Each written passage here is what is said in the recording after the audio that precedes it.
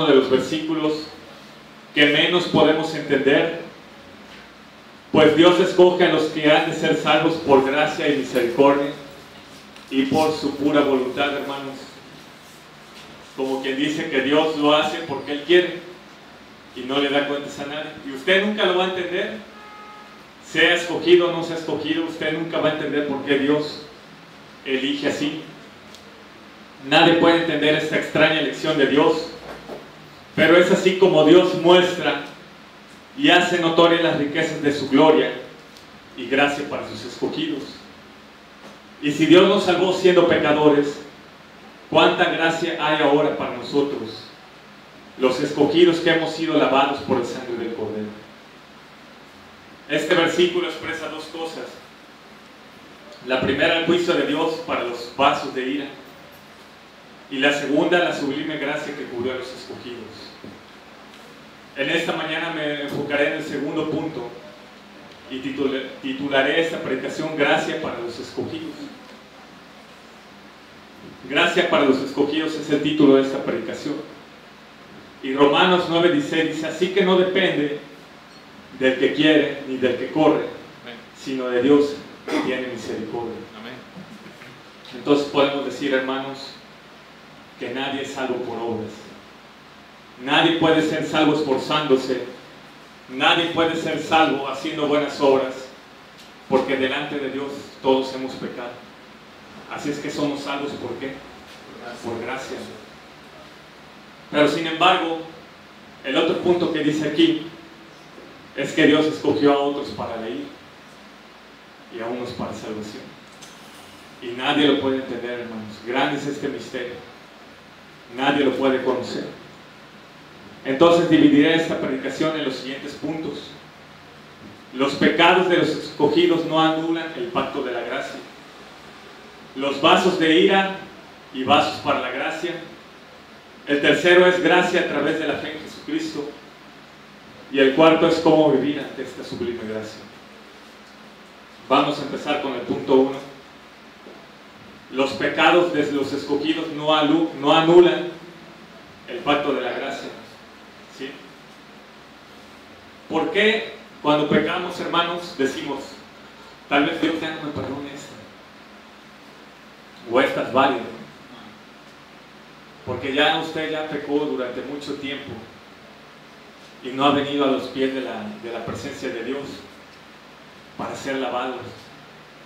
Y usted de alguna manera se siente comprometido con Dios por esto, por esta situación. Pero le voy a decir algo: esa incomodidad no proviene de usted, proviene del Espíritu Santo que le está redarguyendo, que le está diciendo: ven a mí, no te alejes más de mi presencia.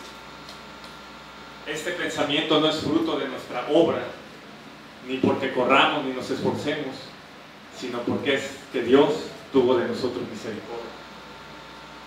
Pero si hemos pecado, nuestra confianza en la misericordia de Dios, misericordia que se muestra para sus escogidos.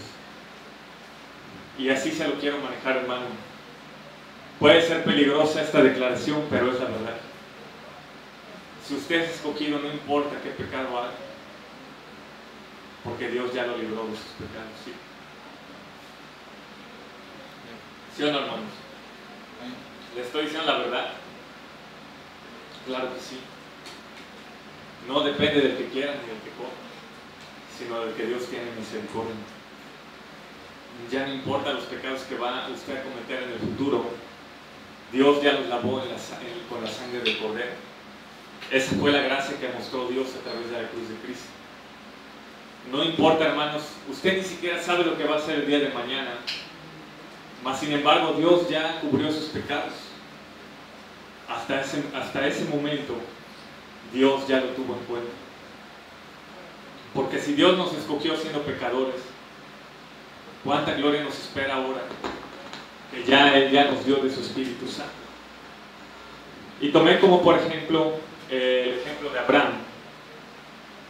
¿Sabía usted que Abraham fue llamado el padre de la fe? Sí lo sabíamos, ¿verdad? Este título no se le da a otro hombre sino a Abraham, nada más. Pero a pesar de esto, hermanos, vemos en la historia de Abraham que cometió ciertos pecados o errores que realmente son hasta groseros delante de nosotros, ¿sí? Y cualquiera diría, Abraham no es merecedor de que sea llamado así. Como por ejemplo, hizo pasar a su propia esposa como su hermana. ¿Sí lo sabían? ¿Para qué? Para que no lo matara.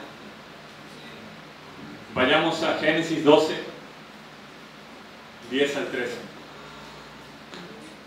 ¿Quién lo tiene, hermanos? Hubo entonces hambre en la tierra y descendió Abraham a Egipto para morar allá, porque era grande el hambre en la tierra. Y aconteció que cuando estaba para entrar en dijo a Sarai su mujer: he aquí ahora conozco que eres mujer de hermoso aspecto. Cuando te vean los egipcios dirán: su mujer es, y me matarán a mí, y a ti te preservarán la vida. Ahora pues di que eres mi hermana, para que me vaya bien por causa tuya y viva mi ama por causa de ti. ¿A las esposas les gustaría que su esposo le hiciera esto? No, ¿verdad? No, pues es mi hermana. No, nada más estaba diciendo que es su hermana, estaba diciendo tómenla. ¿Sí? Y ese gran error cometió Abraham. ¿Por qué lo hizo Abraham? Por miedo. ¿Y cuál fue el pecado, hermanos? ¿Cuál fue el pecado? La mentira. Y no era una mentira de esas piadosas. Era una mentira que, vamos, era la porquería de Abraham, ¿no? En todo su esplendor, ¿no? Pues entonces, ¿para qué la tomaría de esposa si no la iba a amar? Entonces, lo hace una vez y prostituye a su propia esposa, ¿sí? Para que no le fuera mal. La prostituye, y este es el padre de la fe, hermanos. ¿Sí? Y no solamente lo hace una vez, sino que lo vuelve a hacer por segunda vez en Génesis 20 del 1 al 6. Vuelve Abraham a decir que su esposa es su hermana. ¿Lo tiene Sergio?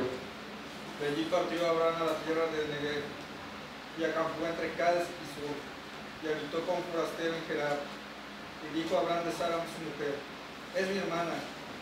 Y Abimelech, rey de Gerar, envió y tomó a Sara. 3. Pero Dios vino a Abimelech en sueños de noche y le dijo: he aquí, muerto eres a causa de la mujer que has tomado, la cual es casada con marido. Mas Abimelech no se había llegado a ella y dijo: Señor, ¿matarás también al inocente? No me dijo él: mi hermana es, y ella también dijo: es mi hermano. Con sencillez de mi corazón y con el piso de mis manos he hecho esto. Así, ¿no? Y dice la escritura que él la presentó como su hermana por segunda ocasión. ¿Para qué, hermanos? Para que no lo mataran. Y dice que recibió un gran dote por causa de ella, ¿no? Ahora, él estaba diciendo una media verdad y una media mentira. Porque sí era su hermana, hermanos. Era hija de su padre, me parece, pero no hija de su madre. Era media hermana, ¿no? Entonces dice: no, pues es mi hermana y no estoy mintiendo. Mañoso el hombrecito, ¿no? Ahora, como podemos ver, Abraham era un hombre que realmente pues era tentado, ¿no? Era tentado al pecado. Y no solo esto, hermanos, sino que él cometió otro error, que es uno de los que la Biblia condena más, que es la incredulidad. ¿Sí? De hecho, esa es la raíz de todos los demás pecados. Por cuanto no creyeron, Dios les entregó una mente reprobada para hacer cosas que no convienen. Pero Abraham, que es el padre de la fe, resulta que cuando Dios le prometió el nacimiento de Isaac, él se rió porque dijo: bueno, yo ya tengo casi 100 años y mi esposa no recuerdo cuántos tenía, Sara. Dice: tendremos nosotros un hijo. Y dice la escritura que él la provocó risa, tanto a Abraham como a Sara. Pero si Abraham era el padre de la fe, no tenía por qué reírse. ¿O acaso hay algo imposible para Dios, o cosa difícil para Dios? No hay ninguna cosa difícil para Dios, mas Abraham, el padre de la fe, hermanos, tuvo cierta incredulidad ante esta palabra de Dios.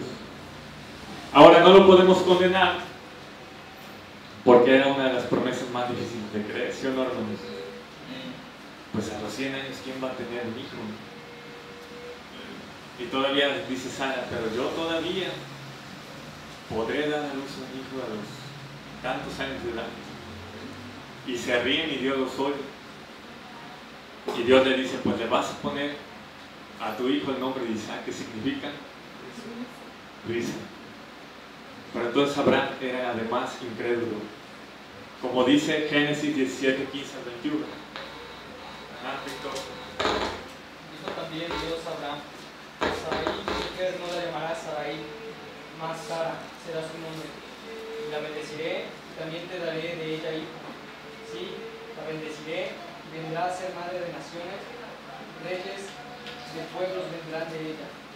Entonces Abraham se postró sobre su rostro y se rió y dijo en su corazón, a hombre de 100 años ha de nacer hijo, y Sara, ya de 90 años, ha de concebir. Y dijo Abraham a Dios, ojalá Ismael viva delante de ti.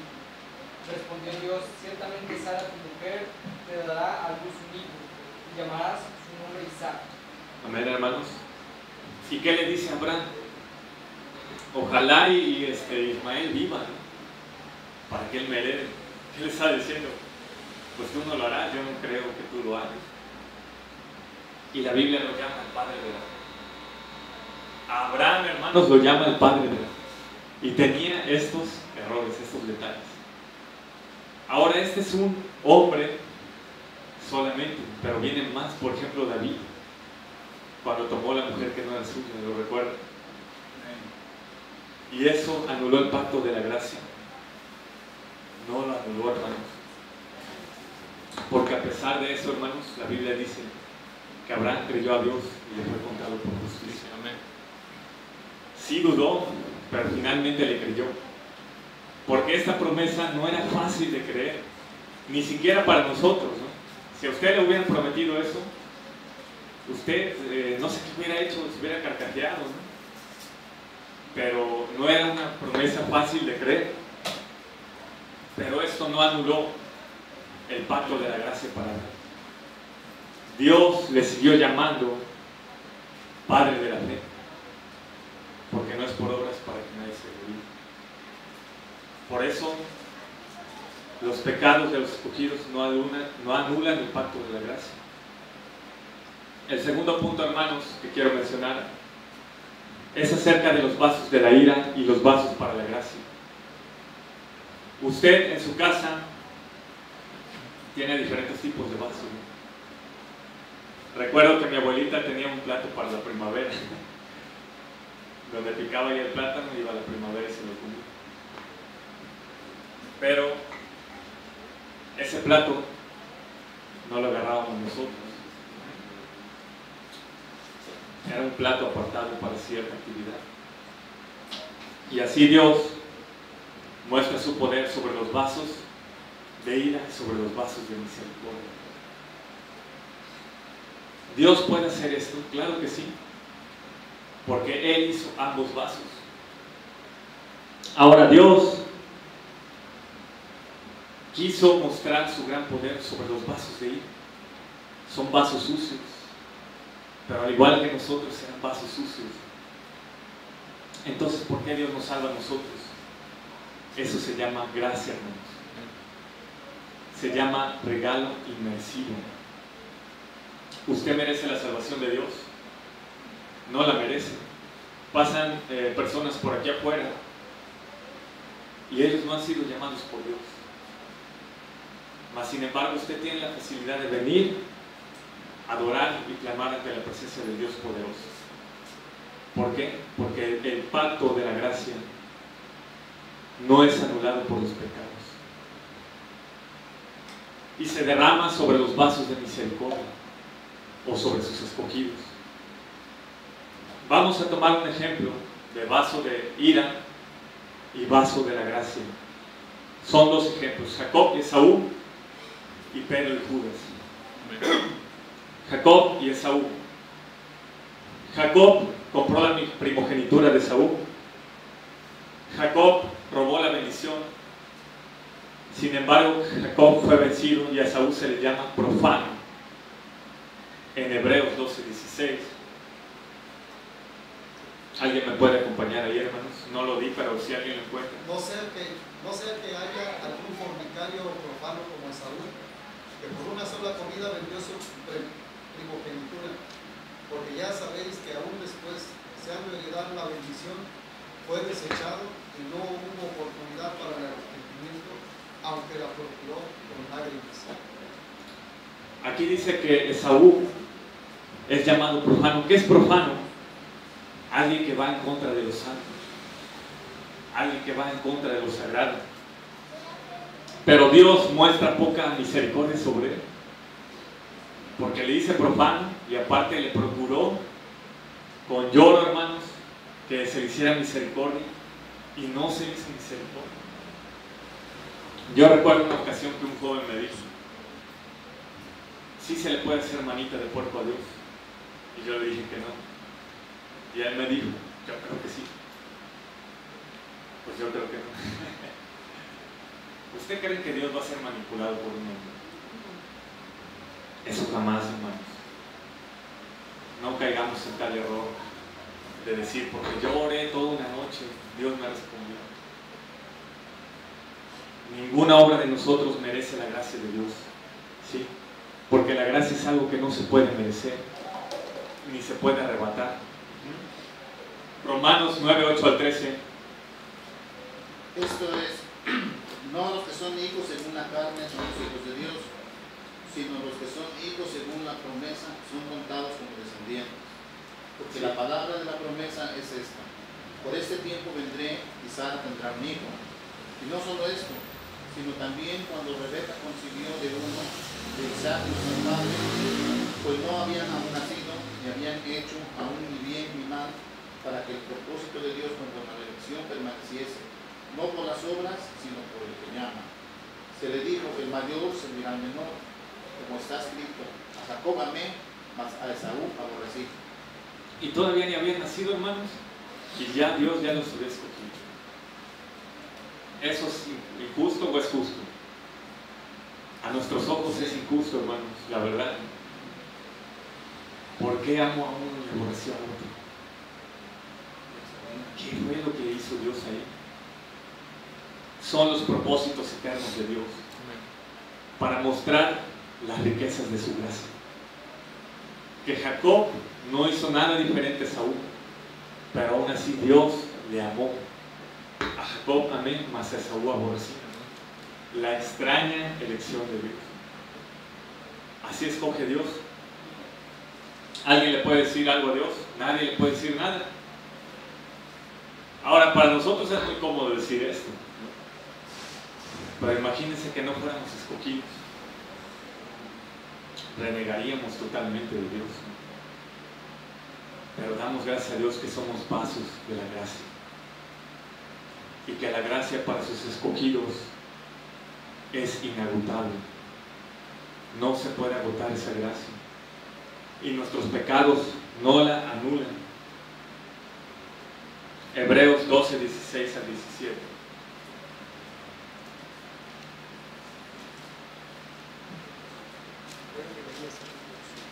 La de Saúl. Ajá. Me faltó el 17, hermanos. Lo puede leer otra vez. 12:16-17. Porque ya sabéis que aún después, deseando heredar la bendición, fue desechado y no hubo oportunidad para el arrepentimiento, aunque lo procuró con lágrimas. Lo procuró con lágrimas, hermanos. Por ahí decían un dicho que decía, Dios no desprecia el corazón contrito y humillado. No si Él no lo quiere despreciar, pero sí lo puede despreciar. Amén. Sí. Sí lo puede despreciar. O como que le quiero decir, que usted no le puede hacer manita de puerco a Dios. Sepa que desde el momento en que Dios lo escogió, la gracia estará ahí para siempre. No se va a mover, ni a derecha ni a izquierda, ¿sí? La gracia lo seguirá para todos los días de su vida. ¿No está usted agradecido por ser escogido? Porque no depende del que quiere ni del que corre, sino que esto depende del que Dios tenga misericordia o del que llama. Amén. Escuché en alguna ocasión a un pastor que decía: nosotros nos escogemos a nosotros mismos. Decía él: si tú le echas ganas, Dios te va a escoger. Si tú empiezas a hacer obras, Dios te puede llamar a ser hasta un apóstol, ¿no? Hermanos, no se puede agradar a Dios por medio de nada. No caigamos en tal error, porque Cristo nos vino a librar de la maldición de la ley. Pues escrito está: el que quiera vivir por esta ley será maldito. Pero Cristo en la cruz del Calvario, hermanos, compró para nosotros salvación eterna, incondicional. Y esa es la gracia que no merecíamos. Ahora vamos a mostrar el ejemplo de Pedro y Judas. Ambos negaron al Señor, ¿sí o no? Pero uno fue perdonado y el otro no. Negó Judas a Jesús, lo entregó por unas piezas de plata. Pero vemos su final amargo y triste, que de tal manera que él cayó y se reventó. Y el campo donde cayó reventado se llama campo de sangre. Pero en Pedro vemos que murió por causa del llamado, con gozo, hermanos. Vamos a ver el anuncio de la negación de Judas en Juan 13, 21 al 27. Habiendo dicho esto, Jesús se conmovió en espíritu y declaró y dijo: de cierto os digo, que uno de vosotros me va a entregar. Entonces los discípulos se miraban unos a otros, dudando de quién hablaba. Y uno de los discípulos, al cual Jesús amaba, estaba recostado al lado de Jesús. A este pues hizo señas Simón Pedro para que preguntase quién era aquel de quien hablaba. Él entonces, recostado cerca del pecho de Jesús, le dijo: Señor, ¿quién es? Respondió Jesús: a quien yo diere el pan mojado, aquel es. Y mojando el pan, lo dio a Judas Iscariote, hijo de Simón. Y después del bocado, Satanás entró en él. Entonces Jesús le dijo: lo que vas a hacer, hazlo más tú. Aquí dice la Biblia que dijo: el que moje el pan conmigo, o al que le dé el pan mojado, me parece que es dice, ese va a ser. Pero ahí no lo había escogido Jesús. No dijo: voy a escoger a 12 y a ver quién me cae peor. Tan es así que se escribió un salmo para Judas. ¿Sí sabía usted que hay un salmo para Judas? Profetizando. Sus hijos queden huérfanos y el diablo lo alcance. Porque habitó con nosotros y traicionó al Señor. ¿Sí? El traidor, otro tome su lugar. Amén. ¿Sí? Fue profetizado, hermanos. Amén. Amén. Pobre Judas. ¿Qué hizo él? No hizo nada, hermanos. Pasa, Pancho. Y sin embargo Judas le traicionó. Y dice la Escritura que por unas piezas de plata traicionó al Maestro. Hay varias formas de traicionar a Jesús. Por ejemplo, hay un dicho que dice Spurgeon: aquel que predica el Evangelio sin la cruz de Cristo es un traidor y le está dando a Jesús un beso en la mejilla. Amén. ¿Sí? Vamos a ver el anuncio de la negación de Pedro. Judas fue un vaso de la ira, pero Pedro fue un vaso de la gracia. Los dos le negaron, pero era uno un vaso de ira y otro un vaso de misericordia. Pedro fue amado con amor eterno, de tal manera que ni sus propios pecados anularon el pacto de la gracia de Dios. Juan 13, 36 a 38. ¿Quién lo tiene, hermanos? Le dijo Simón Pedro: Señor, ¿a dónde vas? Jesús le respondió: a donde yo voy no me puedes seguir ahora, mas me seguirás después. Le dijo Pedro: Señor, ¿por qué no te puedo seguir ahora? Mi vida pondré por ti. Jesús le respondió: ¿tu vida pondrás por mí? De cierto te digo, no cantará el gallo sin que me hayas negado 3 veces. Me gustó cómo lo leyó. Porque cuando Jesús preguntó, ¿tu vida darás por mí? Tú me vas a negar. Como decía antes que cante el gallo, me negarás 3 veces. Pero uno, a pesar de lo que lo negó, que fue Judas, ya Dios ya no lo perdonó. Pero sí. Murió y se fue al infierno, hermanos. Y Pedro lo negó, pero después vino el maestro y le dijo: Pedro, ¿tú me amas?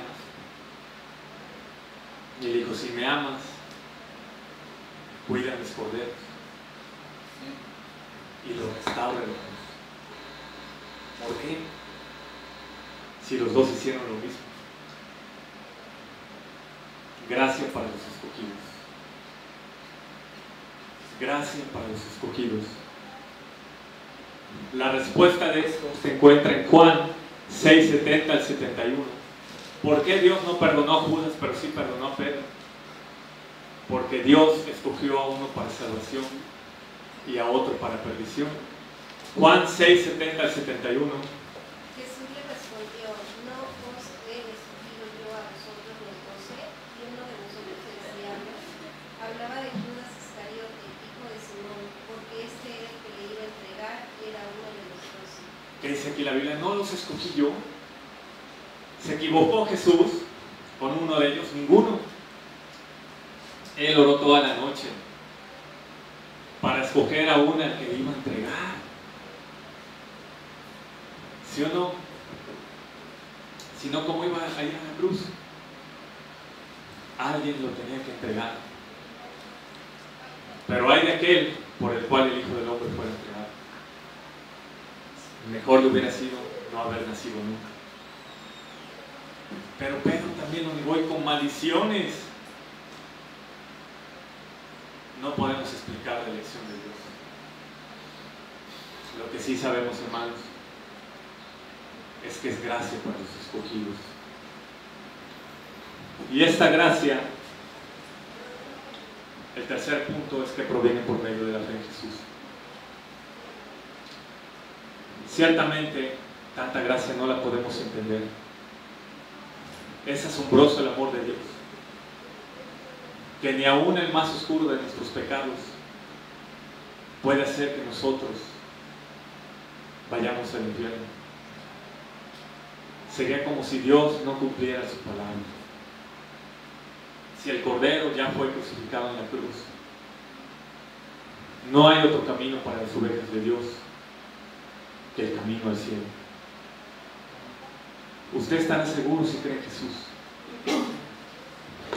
Entonces, ¿qué debo de hacer? Buenas obras, ¿no, hermanos? Lo único que usted tiene que hacer es creer en Jesucristo como el Salvador y el que perdona todo pecado. Hay una ley que dice: 2 cuerpos no pueden ocupar el mismo espacio. Usted debe de saber esto, que si su pecado ocupó el espacio de Jesús, ya no puede ocupar el espacio de usted. ¿Sí? Crea en esto plenamente. Crea que usted es justificado por la gracia y la fe en Jesús.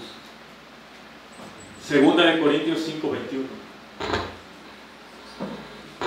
Al que no conoció pecado, hizo pecado por nosotros, para que nosotros fuésemos hechos justicia de Dios en él. Jesús no hizo pecado, pero Dios cargó en él todo el pecado de los hombres. Lo que les quiero decir, hermanos, es que si su pecado ya fue clavado en esa cruz, su Su pecado ya murió. Su pecado fue derrotado y vencido. Y ahora usted tiene la gracia porque es escogido delante de la presencia de Dios. No los escogí yo a ustedes y unos diabólicos. Jesús no quiere decir que uno de aquí, ¿no? El que le dé no al spray. No, hermanos, tranquilos. Creemos que los frutos de la gracia se muestran en esta iglesia. Dios es bueno. El justo va a vivir por la fe y no por las obras. Yo no puedo hacer buenas obras para agradarle a Dios, porque la única obra que le agrada a Dios es ver a Jesús en la cruz del Calvario por nuestros pecados. De tal manera que el justo por la fe vivirá. Gálatas 3:6-9.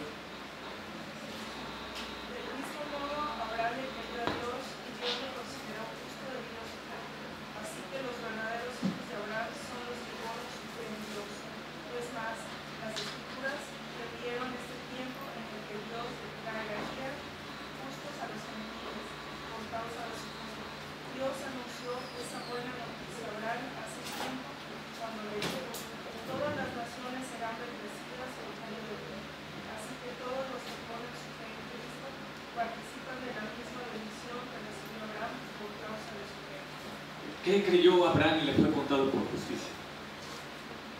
Él creyó que serían benditas en él todas las naciones, no por Isaac, sino por Jesús. Porque cuando lo iba a sacrificar a su propio hijo Isaac, Isaac le pregunta: Padre, ¿y dónde está el cordero para ser sacrificado? ¿Y qué le contesta Abraham? Isaac, Dios proveerá el cordero. Amén. Y esa confesión de fe fue la misma que de Pedro cuando le dijo: tú eres el Cristo, el Hijo del Dios viviente. Y sobre esa fe, hermanos, es que la gracia para los hijos de Dios se muestra diariamente, sin interrupción y sin anulación. Porque un pacto, aunque sea de hombres una vez ratificado, no se puede anular. Si usted firma, ya no puede decir: no, pues ya no quiero. Cuando ustedes se casaron, firmaron. Y ahora ante la ley, ustedes son una sola carne. Así Dios prometió a los hombres salvación por medio de Jesús. ¿Y cómo firmó esa salvación y esa gracia? Derramando su sangre en la cruz. Y usted puede apelar a ese pacto que Dios hizo. Y a pesar de que sus pecados sean rojos como el carmesí, vendrán a ser como blanca lana. Gálatas 3:26. Terminaré en 5 minutos, hermanos. Pues todos sois hijos de Dios por la fe en Cristo Jesús. Somos hijos de Dios por medio de la fe en Cristo Jesús. Ahora, quien no cree en Jesús, ¿qué es? No, es algo. ¿Vale? Es un vaso de ira, pero aparte, ¿qué es? Es profano. Como Esaú, hermano. Es un profano. El que no cree en Jesús no es hijo de Dios. Los que son hijos de Dios son los que aman a Cristo como su único y suficiente Salvador. Los que entienden que solamente por su muerte es que ellos tienen vida en Dios. Los que entienden que solamente por su sangre es que sus pecados son lavados. ¿Sí? Estos vienen a ser hijos de Dios. Esta es la gracia para los escogidos. Romanos 8:33-34.